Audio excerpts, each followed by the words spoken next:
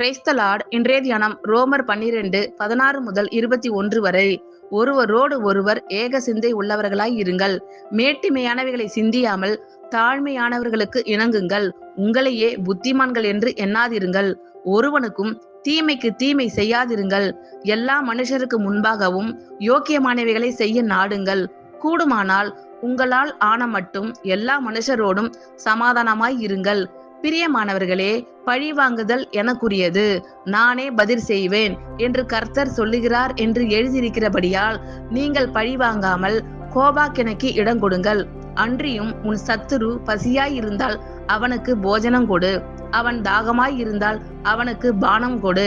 நீ இப்படி செய்வதினால் அக்கினி தழலை அவன் தலையின் மேல் குவிப்பாய். நீ தீமையினாலே வெல்லப்படாமல் தீமையை நன்மையினாலே வெல்லு. ஒருவரோடு ஒருவர் ஏக சிந்தை உள்ளவர்களாய் இருங்கள். மேட்டிமையானவைகளை சிந்தியாமல் தாழ்மையானவர்களுக்கு இணங்குங்கள். உங்களையே புத்திமான்கள் என்று எண்ணாதிருங்கள். ஒருவனுக்கும் தீமைக்கு தீமை செய்யாதிருங்கள். எல்லா மனுஷருக்கு முன்பாகவும் யோக்கியமானவைகளை செய்ய நாடுங்கள். கூடுமானால் உங்களால் ஆன மட்டும் எல்லா மனுஷரோடும் சமாதானமாய் இருங்கள்.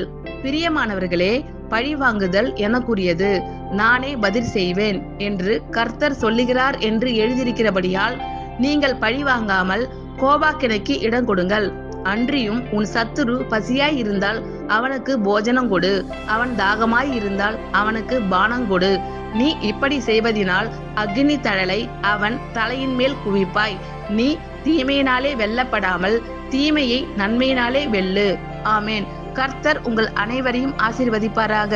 God bless you all.